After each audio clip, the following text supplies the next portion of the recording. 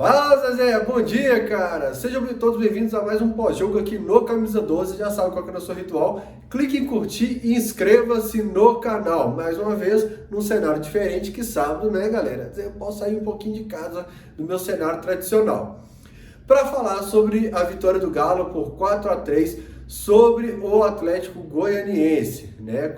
Chamado pelo amigo Cris Galo de genérico. Na minha tabela planejada, que quem acompanha o pós-jogo do Camisa 12, todo vídeo sabe que adversário que eu falo, olha, hoje se perdesse não era nada atípico, o Santos fora de casa, o Inter fora de casa, o Flamengo fora de casa, mas hoje, pensando que o Atlético Goianiense é um time que briga para não cair na parte de baixo da tabela entre os 10 últimos, era jogo para 3 pontos. Fael, quanto que o Galo brigou por título nessa década? 2015 e 2012 principalmente, né? E em 2012, que o Atlético Goianiense estava na primeira divisão, 2015 eu nem lembro, eu até fui lá no jogo do Serra Dourada, a gente empata ou perde? Empata aquele jogo e a gente empatou 1-1. E a gente empata aqui na Independência também, ou seja, nós perdemos 4 pontos e eu vou pedir ao amor da minha vida aqui para fechar a janela para diminuir um pouco do barulho. E dessa vez a gente pega o Atlético Goianiense do Wagner Mancini, que começa goleando o Flamengo no Campeonato Brasileiro, depois tem algumas derrotas ali de 3 para o Inter, né? Acho que faz um empate contra o Sport, mas nos últimos 4 jogos é um time que não perdeu, inclusive assistiu o jogo contra o Vasco, um time muito chato. Você vê que em momento nenhum hoje o Atlético Goianiense se comportou como, por exemplo, o Ceará contra o Galo, ou o Botafogo contra o Galo. O Atlético Goianiense entendeu que ele podia ir para cima do Atlético, porque eu esperei o quê? Que o Atlético ia acionar pouco o Everson, que o Atlético ia pressionar o Atlético Goianiense, que o Atlético Goianiense ia apostar em uma bola ou outra. Então me surpreendeu a equipe do Wagner Mancini, apesar de falar, até durante a semana, lá no Canal do Esporte, que não era um adversário tão frágil quanto a gente pensou lá no começo do Campeonato Brasileiro. Então na nossa tabela planejada, um Atlético Goianiense um pouco acima, mas o que importa agora, 3 pontos, e com a derrota do Inter, a gente é líder com um jogo a menos em relação ao Internacional, né? Mas entre os 6 primeiros ali, então uma tabela bem chata. Aliás, o Atlético Goianiense, acho que foi na última rodada, segurou o Grêmio, que é o nosso próximo adversário, e já já a gente fala sobre o Grêmio. Na escalação, eu me surpreendi, né? Porque eu achei que iria Everson, Guga, Hever, Alonso, Arana.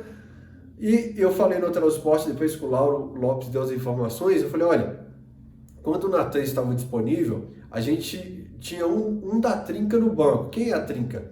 É o Alan Franco e o Jair. Então eu achei que um deles ia para o banco de reservas hoje, como acontecia antes. Não sei se por entender que o Natan ainda não estava 100%, mas eu imaginei que o Natan jogaria naquele esquema tradicional do início do Brasileirão, né, e que a gente teria os 2 jogadores abertos, pensando que o Goianiense viria para cima.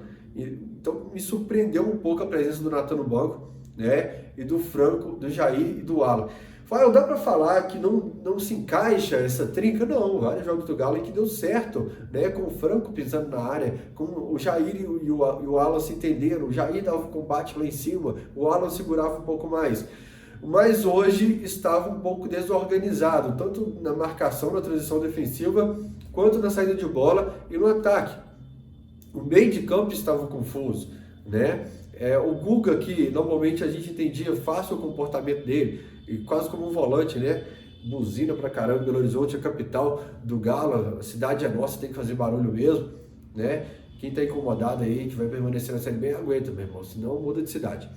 E aí, o Guga, que nos outros jogos estava um pouco mais precisa a posição dele, dessa vez eu não via o Guga nem como um meio campo, nem como lateral, não aparecia com tanto perigo na frente. Eu acho que por isso o Sampaoli opta pela saída do Guga no intervalo, porque o Guga estava muito perdido com o meio campo confuso. Muitas vezes quando o meio campo está confuso, ou é um ataque que está descoordenado, ou a defesa, né? Então eu não sei se o Guga tivesse saído, se tivesse colocado o seu Rabelo, se o meio-campo ia se organizar tanto. Mas antes de falar sobre essas substituições, falar sobre o Everson, porque o time toma 3 gols e é uma partida em que o goleiro fez 2 boas defesas. Se dependesse de Faelzinho aqui, o Rafael ainda seria titular, porque o Rafael com justiça vinha fazendo bons jogos, mas aquela primeira saída do Rafael, do Everson, perdão, que ele faz até aquele pezinho de futsal ali, e uma outra defesa no fim do jogo, maravilhosa, garantindo a vitória do Galo. Então, grande atuação do Everson, apesar dos 3 gols, que na minha opinião não teve culpa nenhuma. Teve aquela pancada, o gol de cabeça também, não lembro outro gol agora, mas de qualquer jeito não teve culpa. Já falei do Guga, e aí no meio campo, nesse Atlético perdido no primeiro tempo, que não se encontrava, o Sacha, né, bem escondido, o Keno muito criticado, o Savarino mas olha só, o Keno já poderia ter dado um gol ali pro Savarino por questão de milímetros, tanto que o VAR demorou pra caramba para analisar se estava no impedido, mas seria além dos 3 gols do Keno, mais uma assistência dele na partida, né? E eu vou falar sobre o Keno já já. No intervalo do jogo, faz a substituição, ele coloca o Rabelo, que eu não vou mentir, não sou fã do Igor Rabelo, mas ele coloca o Igor Rabelo para dar uma maior proteção, e aí sim fica nítido, não fica aquela perdida do Guga, se ele está no meio campo, se ele vai ter liberdade para subir no ataque, se ele está de lateral, definiu. Rabelo, você vai segurar defensivamente aqui, porque agora a gente precisa pressionar o adversário lá em cima. Então eu gostei porque deu uma definição, um corpo para o time do Galo, essa substituição. O outro jogador é o De Bruyne, o Nathan, que entrou no meio campo e organizou, deu inteligência, né? Ele deixou o meio campo simples, ele descomplicou, tava aquela folha amarrotada, ele passou o ferro ali de passar roupa e deixou retinho, ele descomplicou as jogadas do Galo, que estavam extremamente complicadas. Fael, você queimou sua língua com a Natan, queimei, eu não tenho vergonha nenhuma de falar quando eu erro, quando o jogador muda tudo. O Sampaoli transformou, entregou um novo Natan pra gente. Eu achava que o Natan não valia o que a gente pagava por ele em salário, não valia a renovação de empréstimo, né, porque era terceira reserva, não ia bem de meia, aí tentavam colocar ele lá pela ponta. O Sampaoli reinventou o Natan e o Natan mais uma vez mostra que para a próxima rodada, eu aposto nele como titular, porque é um outro meio campo. E eu não vou arriscar, apesar de ser alguém que tem que dar opinião na internet, quem sai dos 3, do Alan, do Jair e do Alan Franco. Vou perguntar para vocês, porque eu gosto muito dos 3. Eu falei, já elogiei muito no pós-jogo essa trinca. Se tiver que sair alguém, quem você tira dessa trinca? E aí vem o Keno. Eu falei da defesa do São Paulo e não falei da defesa alta, que é uma marca registrada do São Paulo. Torcedor santista morrer do coração. Os times do São Paulo, uma defesa extremamente alta. Naquela defesaça do Everson, uma defesa desatenta e muito adiantada. Vamos ter que ter coração até o fim do Campeonato Brasileiro, porque não é algo que eu acho que vai ser corrigido. É algo que eu acho que já é característico do time do São Paulo, né? E aí vem o Keno. É o segundo pós-jogo no Campeonato Brasileiro que eu gravo nesse cenário aqui, né? No meu Galo Volpe, grande abraço o meu parceiro Galo Volpe Artesanal, que produz essa peça maravilhosa. E aqui, o dia que eu gravei nesse cenário, eu fiz o seguinte comentário. Galera, eu sei que o Keno está mal, mas eu vejo potencial, e quem acompanha todo o pós-jogo do Camisa 12, lembra que eu falei isso, eu vejo potencial para um Keno, para um problema a se resolver com o Keno. Qual é o problema a se resolver com o Keno? É finalização?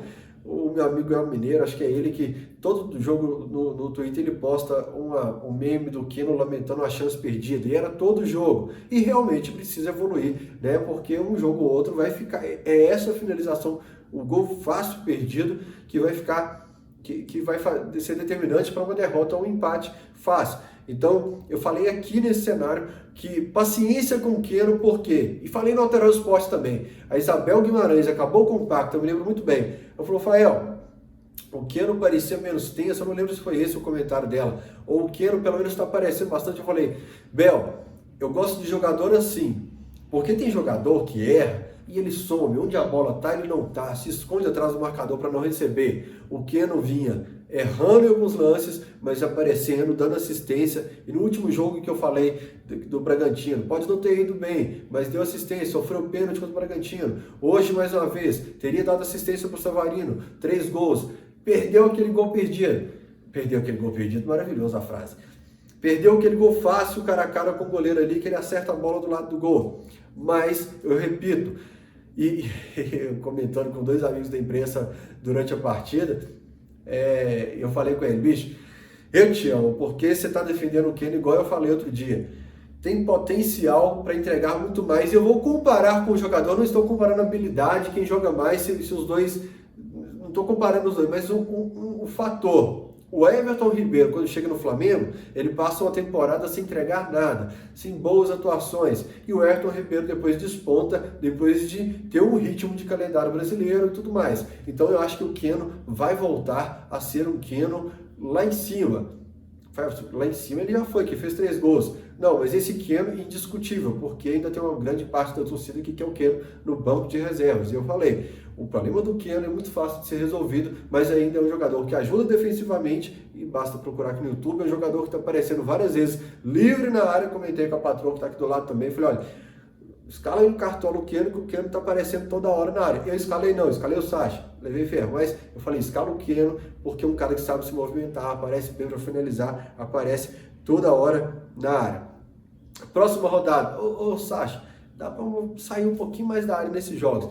Próxima rodada, Grêmio é o time mais chato em Minas Gerais na década. O Cruzeiro incomodou o Galo na década, né? A gente deitou e rolou aqui na história do futebol mineiro. O Grêmio não, na década foi uma pedra no sapato do Galo. É o time mais chato que a gente enfrentou em Belo Horizonte na década. Só que eles têm Grenal agora essa semana na Libertadores, eles podem se complicar na tabela da Libertadores e o Renato Gaúcho não tá aí, se a imprensa tá pressionando, se a torcida tá pressionando.